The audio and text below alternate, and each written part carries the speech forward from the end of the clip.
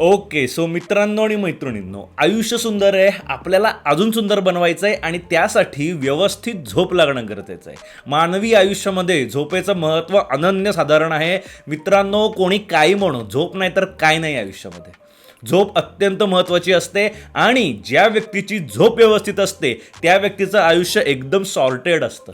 डोक्याला ताप नसतो, डोक्याला किती का ताप असते ना, रात्री 8 तास मेल्यासारखी झोप लागायला पाहिजे आपल्याला.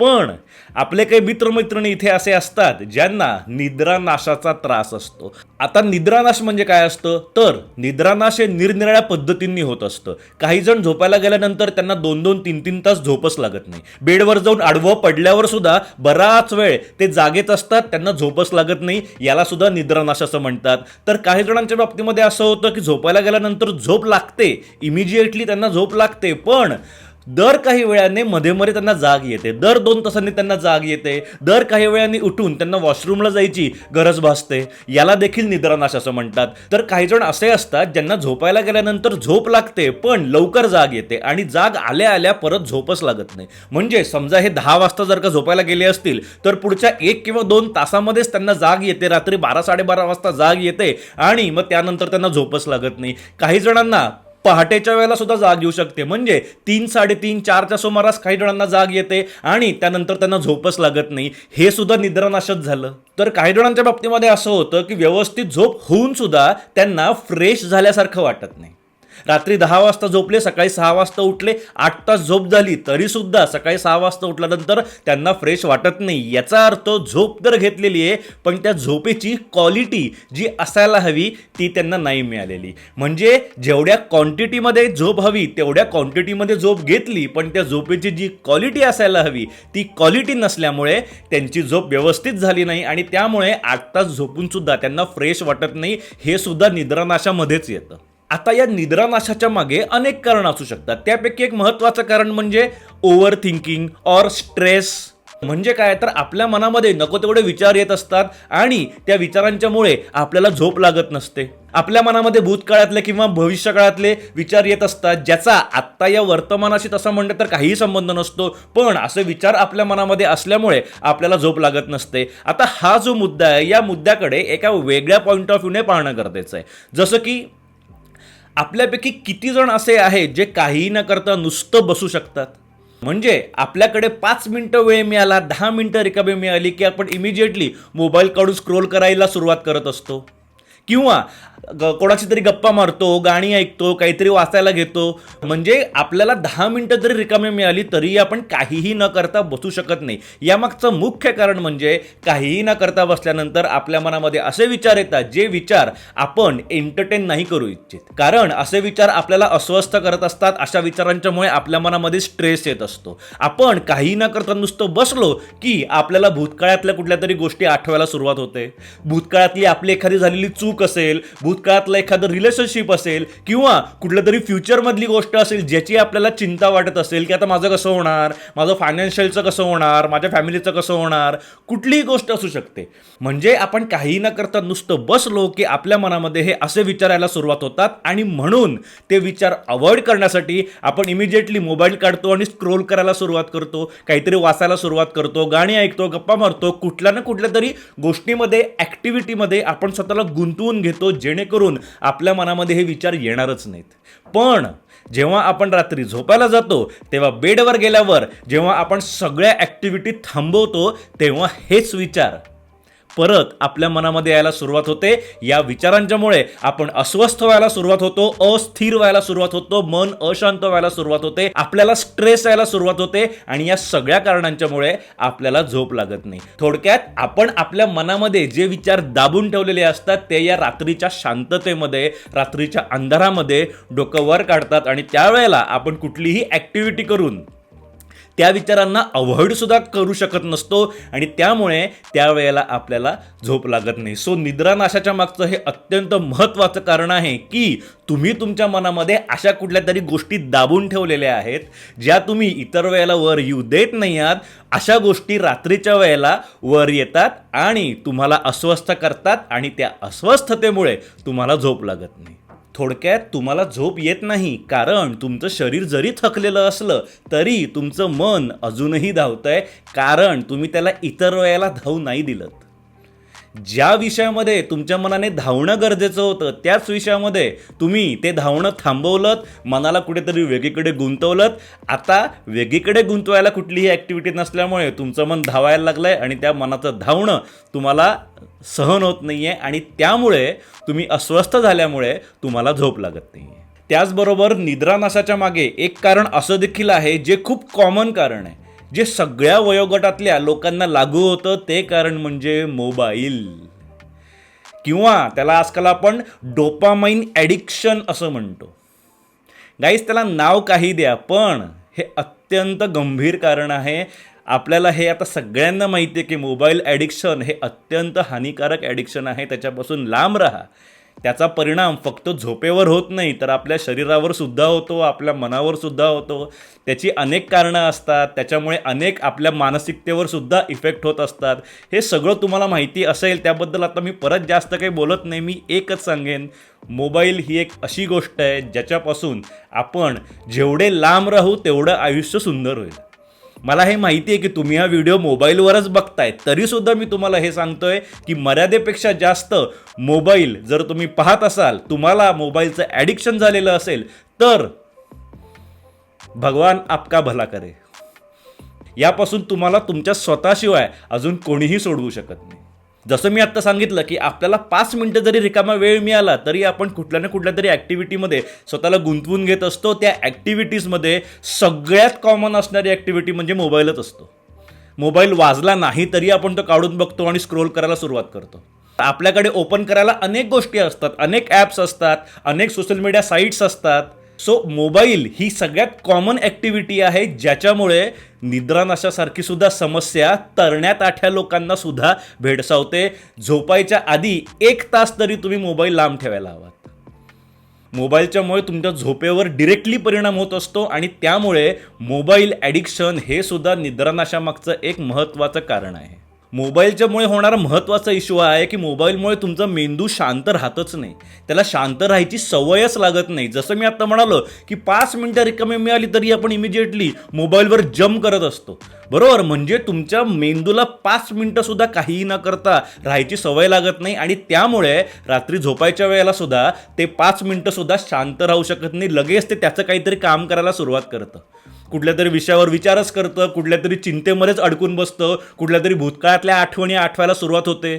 या सगळ्या गोष्टी मग स्वतःहून काढायला सुरुवात करतात कारण आपणच त्या मेंदूला शांत राहायची, निवांत राहायची सवय नाही लावलेली. आणि त्याला हे मोबाईल नावाची जी गोष्ट आहे ती अत्यंत महत्त्वाचं कारण आहे.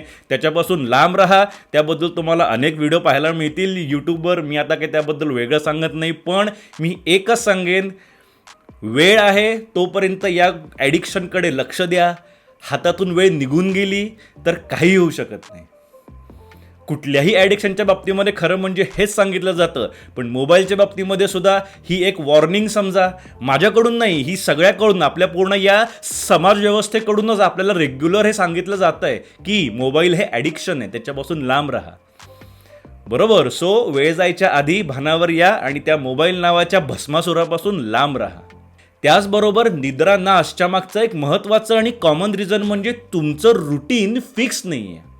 म्हणजे तुम्ही फिक्स वेळेला झोपत नाही, तुमच्या झोपेची वेळ ही फिक्स नाही आहे. गाईज, आता इथे ही गोष्ट लक्षात घ्या की आपल्या शरीराला ना वेळेची सुद्धा सवय लागत असते. आपण कुठल्या वेळेला कुठली ॲक्टिव्हिटी करतो ती वेळसुद्धा आपल्या शरीराला सवय लावत असते. जसं की आपण जर का जेवायची सवय फिक्स ठेवत असतो की मी दुपारी समजा 1 वाजता मी जेवण करत असेल, संध्याकाळी 8 वाजता जेवण करत असेल, आणि हे जर का मी महिनोन्महिने करत असेल, वर्षानुवर्ष करत असेल, तर आपल्या शरीराला त्या वेळेची पण सवय लागते. म्हणजे दुपारचा 1 वाजला की आपल्या शरीराला भूक लागते. म्हणजे काय, तर विशिष्ट वेळ झाली की आपलं शरीर अन्न मागायला सुरुवात करतं, कारण त्या वेळेची सवय आपण आपल्या शरीराला लावलेली आहे. म्हणून मग आपलं शरीर स्वतःहून त्या गोष्टीची डिमांड करायला सुरुवात करत असतं. असंच अनेक ॲक्टिव्हिटीजच्या बाबतीमध्ये असतं की त्या ॲक्टिव्हिटीजची आपल्या शरीराला सवय लागत असते. आम्ही आमच्या मेडिटेशनच्या कोर्समध्ये सुद्धा हे सांगत असतो की आपल्या शरीराला मेडिटेशनच्या वेळेची सुद्धा सवय लागत असते आणि त्यामुळे मेडिटेशनची वेळसुद्धा रोज एकच असायला हवी. तसंच आपल्या शरीराला झोपेच्या वेळेची सुद्धा सवय लागत असते. विशिष्ट वेळेला जर आपण रोज झोपत असू, नियमित आपण ती वेळ जर का फॉलो करत असू, तर आपल्याला बरोबर ती वेळ झाली की आपण जगाच्या पाठीवर कुठेही असलो तरी आपल्याला झोप यायला सुरुवात होते, जे गरजेचं असतं. थोडक्यात एक कारण हे सुद्धा आहे की तुमचं रुटीन फिक्स नाही आहे. तुम्ही तुमची झोपायची आणि उठायची वेळ फिक्स नाही केलेली आणि त्यामुळे तुम्हाला निद्रानाशेसारखा त्रास सहन करावा लागतोय, फेस करावा लागतोय. त्याचबरोबर निद्रानाशामागचं याच्या पुढचं कारण म्हणजे भीती किंवा एन्झायटी, म्हणजे चिंता. आपल्याला जर का आपल्या फ्युचरची भीती वाटत असेल, चिंता वाटत असेल, तर गाईच याच्यामुळे सुद्धा निद्रानाशेसारखा त्रास संभवू शकतो. बऱ्याच वेळेला आपण कुठला तरी निर्णय घेतलेला असतो, आपण कुठल्या तरी गोष्टीमध्ये इन्व्हॉल्व झालेले असतो. अशा वेळेला आपल्या मनामध्ये शंका असते की मी योग्य गोष्ट करतोय का, मी योग्य पद्धतीने गोष्ट करतोय का, किंवा मी जे करतोय त्याचं उद्या काय होईल, त्याचे उद्या काय परिणाम होतील, याची आपल्याला मनामध्ये जर का भीती वाटत असेल, त्याची जर का चिंता वाटत असेल, किंवा मी जी गोष्ट करतोय त्या गोष्टीचे मला उद्या हवे असलेले बेनिफिट्स मिळतील ना, किंवा मी जो रिझल्ट ची अपेक्षा करतोय तो रिझल्टच मला मिळेल ना, याची जर का आपल्याला चिंता वाटत असेल, काळजी वाटत असेल, तर होतं असं की आपल्याला असं वाटत असतं की आपण जेवढा विचार करू तेवढी गोष्ट आपल्या कंट्रोलमध्ये असेल. आपल्याला असं वाटतं की जर का मी या विषयावर विचार करणं सोडलं तर एकतर आपल्याला असं वाटतं की मी गाफील आहे, मी हलगर्जीपणा करतोय, मी निष्काळजीपणा करतोय असं आपल्याला वाटतं. आणि त्यामुळे आपल्याला असं वाटत असतं की नाही, मी जेवढा विचार करेन ना तेवढं कदाचित ती गोष्ट माझ्या कंट्रोलमध्ये राहील, किंवा मी जर का काही चुकीचं करत असेल तर मी त्यावर विचार केल्यामुळे मला कळेल की अरे नाही, मी ही गोष्ट चुकीची करतोय, असं आपल्याला वाटतं. आणि त्यामुळे आपल्याला असं वाटतं की आपण जेवढं विचार करू तेवढं आपलं आयुष्य आपल्या कंट्रोलमध्ये राहील.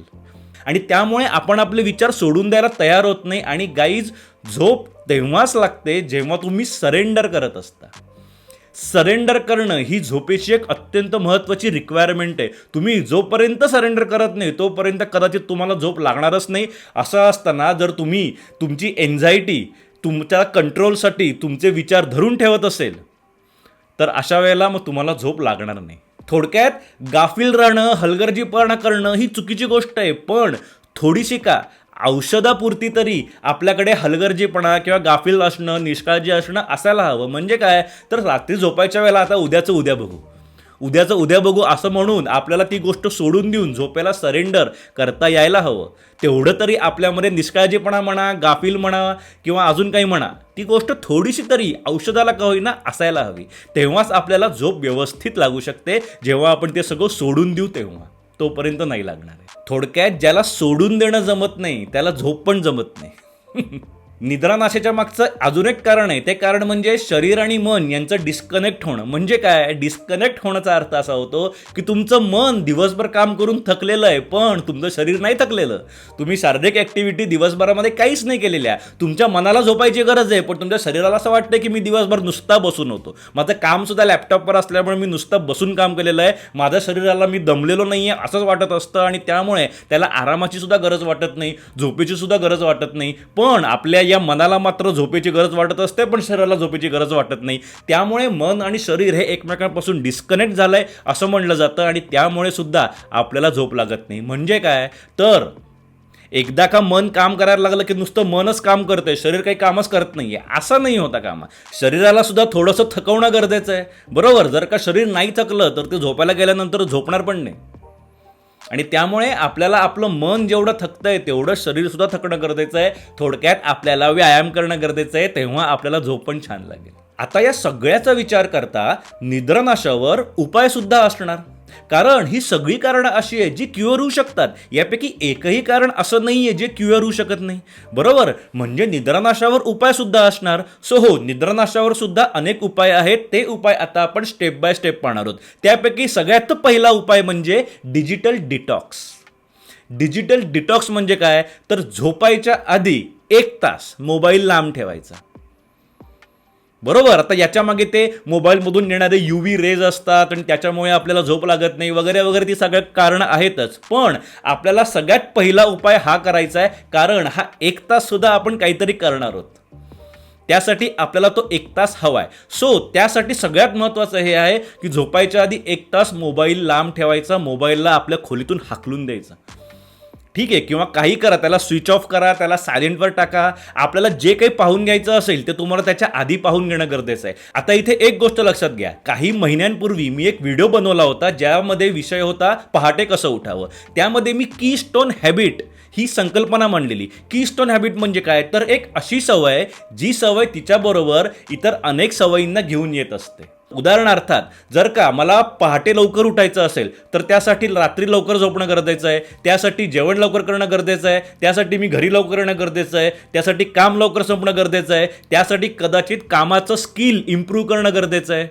बरोबर, म्हणजे पहाटे उठणं याच्याबरोबर अनेक सवयी येत असतात. तसंच मला जर का व्यायाम करायचा असेल तर त्याच्याबरोबर माझा डाएट छान असायला हवा, माझं वॉटर इनटेक योग्य तो असायला हवा, माझी झोप व्यवस्थित असायला हवी. सो यामध्ये पहाटे उठणं ही झाली कीस्टोन हॅबिट, कारण तिच्यासाठी अजून इतर सवयी देखील तुम्ही लावून घेणं गरजेचं आहे. व्यायाम करणं ही झाली कीस्टोन हॅबिट, कारण त्याच्यासाठी देखील इतर अनेक गोष्टी तुम्ही लावून घेणं गरजेचं आहे. तसंच झोपायच्या आधी 1 तास जर का मोबाईल लांब ठेवायची सवय लावायची असेल तर ही सुद्धा एक कीस्टोन हॅबिट आहे. का, तर आपण मोबाईलवर पाहणारा कंटेंट थोडी न सोडणार आहोत, हो की नाही. तो कंटेंट कधीतरी वेगळ्या वेळेला तर पाहायला हवा आपल्याला. सो समजा मी रात्री 10 वाजता झोपत असेल तर 9 वाजेपर्यंत माझा सगळा कंटेंट पाहून झालेला असायला हवा. त्यासाठी मग मी किती वाजता कंटेंट पाहायला सुरुवात करणं गरजेचं आहे, त्यासाठी मग मी जेवण किती वाजता करणं गरजेचं आहे, त्यानुसार म्हणजे मला माझं अख्खं शेड्यूल रिशेड्यूल करायचं आहे, अख्खं रुटीन मला रिशेड्यूल करणं गरजेचं आहे. सो ते आपल्याला इथे करायचं आहे.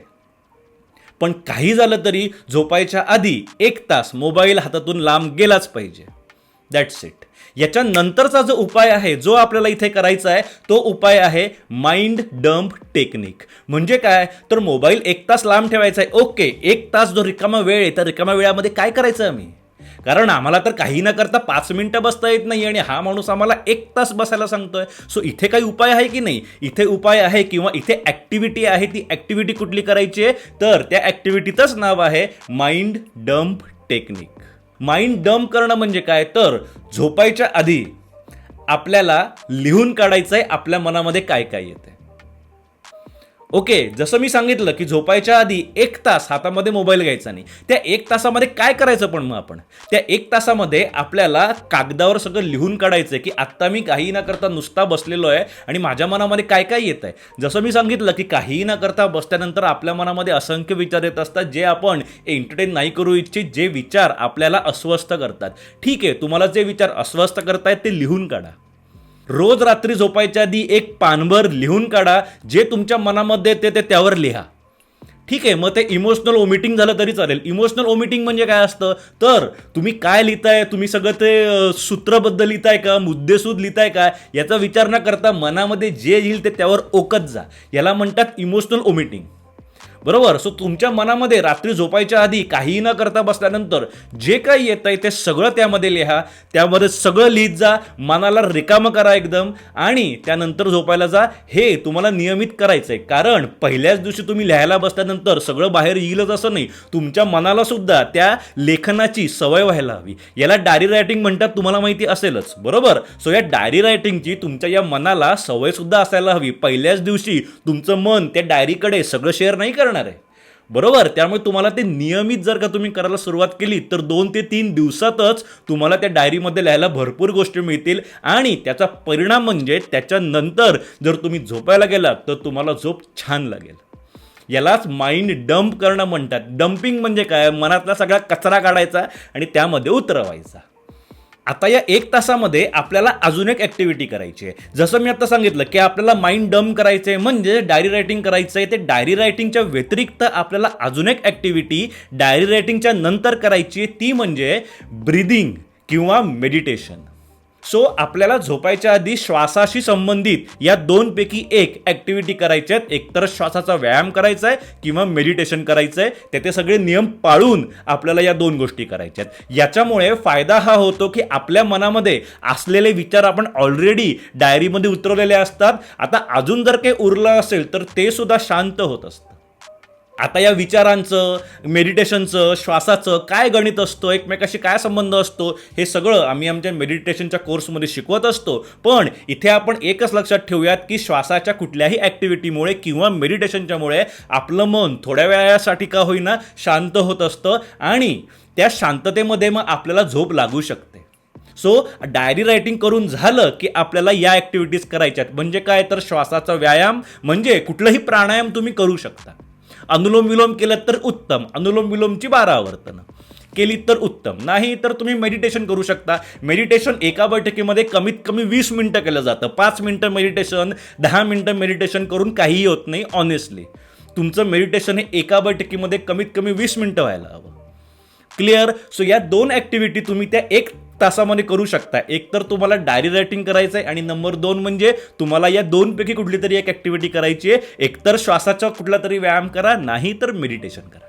ओके, आता या 3 गोष्टी केल्यानंतर म्हणजे तुम्ही मोबाईलला लांब ठेवलंय, डायरी रायटिंग केलं आणि तुम्ही थोड्या वेळासाठी मेडिटेशन देखील केलं आणि त्यानंतर जर का तुम्ही झोपायला गेलात किंवा तुम्ही कधीही झोपायला गेलात तर बऱ्याच वेळेला असं होतं की झोपायला गेल्यानंतर झोप जरी येत नसली तरी अनेक जण बेडवर झोपून राहतात.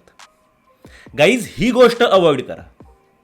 झोप लागेल झोप लागेल झोप लागेल या आशेमध्ये आपण 2-2, 3-3 तास जागे असतो तरी आपण बेडवर झोपून राहिलेले असतो. हे आपल्याला अवॉइड करायचंय. हे नाही करायचं. झोप येत नाहीये मग तुम्ही उठा.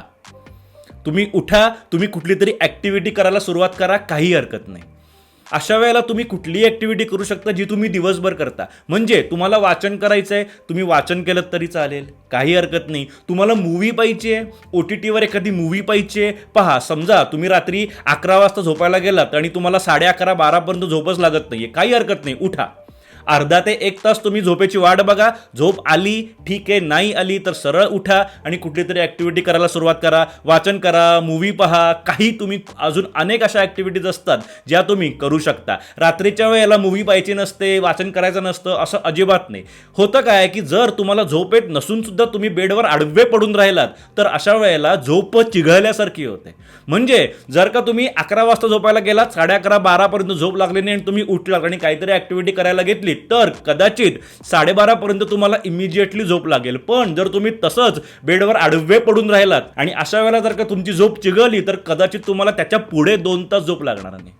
हे होऊ शकतं. सो हा सगळ्यात महत्त्वाचा नियम. तुम्ही झोपायच्या आधी कुठलीही ॲक्टिव्हिटी करा किंवा करू नका, पण ज्या लोकांना निद्रानाशाचा त्रास आहे त्यांनाही हा नियम पाळणं गरजेचं आहे. झोप येत नाही, उठा, झोपून राहू नका.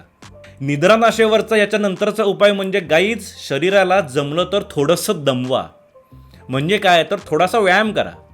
तुम्ही पूर्ण दिवसभरामध्ये कधीही व्यायाम करू शकता. व्यायाम म्हणजे अगदी जिमच लावून हुप्पा होया जय बजरंग करायला पाहिजे असं अजिबात नाही. व्यायाम म्हणजे तुम्ही केवळ वॉकला पण जाऊ शकता, रनिंग करू शकता, स्विमिंग करू शकता, घरातल्या घरामध्ये दोरीवरच्या उड्या मारू शकता, सूर्यनमस्कार करू शकता, तुम्ही हवं ते करू शकता. बरोबर? तुम्ही फक्त राऊंड मारायला जाणं म्हणजे वॉक करणं ह्या सुद्धा बऱ्यापैकी व्यायाम होऊ शकतो. पण तो तुम्ही करणं गरजेचं आहे जर का तुमचं मन ऑलरेडी कामामुळे दमतच आहे. बरोबर? पण तुमचं शरीर जर का दमत नसेल तर शरीराला सुद्धा थकवा, थोडासा व्यायाम करा. शरीर सुद्धा दमलं की बरोबर ते झोपेची मागणी करायला लागेल आणि झोपेची वेळ झाली की ते झोपायला जाईल. बरोबर? त्याला झोप लागेल. पण त्यासाठी तुम्हाला थोडासा तरी आयुष्यामध्ये व्यायाम करणं गरजेचं आहे. आणि आता निद्रानाशेसंबंधीचा शेवटचा उपाय आणि सगळ्यात पॉवरफुल उपाय जो तुम्हाला जमलं तर 24 तास करायचा आहे तो म्हणजे मानसिकदृष्ट्या तुम्हाला वर्तमानात राहायचं आहे, तुम्हाला माइंडफुल राहायचं आहे. गाईज, याच्या आधी आपण एक माइंडफुलनेसवरचा म्हणजेच वर्तमानात राहण्यावरचा व्हिडिओ बनवलेला आहे. तो व्हिडिओ देखील तुम्ही पाहू शकता हवा असल्यास. पण जी व्यक्ती वर्तमानात असते जास्तीत जास्त वेळ त्या व्यक्तीची झोपसुद्धा खूप छान असते. कारण तुमच्या मनाला काहीही न करता बसायची सवय तुम्ही लावत असता जेव्हा तुम्ही वर्तमानात असता तेव्हा. ती सवय त्याला एकदा का लागली की मग त्या झोपेच्या एम्प्टीनेसमध्ये सुद्धा तुमचं माइंड एंटर करायला घाबरत नाही किंवा त्याला त्याची सवय लागू शकते. पण त्यासाठी तुम्ही तुमच्या मनाला पूर्ण दिवसभर सुद्धा रिकामं ठेवायला काहीच हरकत नाही. यालाच वर्तमानात राहणं असं म्हणतात. तुम्ही जेवढं जास्त वर्तमानामध्ये राहाल तेवढे तुमचे सगळे मानसिक इश्यू सॉल्व्ह होतात. गाईज, मेडिटेशनमुळे जेवढे फायदे मिळतात तेवढे सगळे फायदे वर्तमानामध्ये राहून सुद्धा मिळतात. फक्त तुम्ही वर्तमानामध्ये राहायला शिकलं पाहिजे. तुम्ही जर वर्तमानामध्ये राहायला शिकलात तर तुम्ही जग जिंकलात. पण त्यासाठी तुम्हाला वर्तमानात राहणं गरजेचं आहे. आणि ज्या गोष्टीमुळे तुम्ही जग जिंकू शकता ती झोप जिंकणं अशी किती मोठी गोष्ट आहे. बरोबर. त्यामुळे वर्तमानामध्ये राहायला सुरुवात करा. जी गोष्ट तुम्हाला कायम करायची आहे, जेवढं जास्त जमेल ना तेवढं जास्त वर्तमानामध्ये राहा. मित्रांनो, खरं आयुष्य आहे ना वर्तमानामध्येच आहे. मी मागच्या एका व्हिडिओमध्ये पण सांगितलं होतं की दिवस किती पटापट निघून चाललेत. म्हणजे काय, तर जर का आपण लॉकडाऊनचा विचार केला तर त्या लॉकडाऊनच्या आठवणी आपल्याला आत्ता झाल्यासारख्या आहेत की लॉकडाऊन आत्ता झालं होतं, पण गाईज लॉकडाऊन होऊन 5 वर्ष झाली. 5 वर्ष झाली सुद्धा आपल्याला वाटतं अरे 5 वर्ष झाली म्हणजे दिवस कसे गेले कळलं पण नाही. असं करत करत ना एक दिवस असं होईल की आपलं म्हातारपण येईल. असं वाटेल की अरे आपण म्हातारे झालो सुद्धा, कुठे गेलं आयुष्य. आयुष्य तिथेच होतं, पण ते आयुष्य उपभोगायला तुम्ही नव्हतात.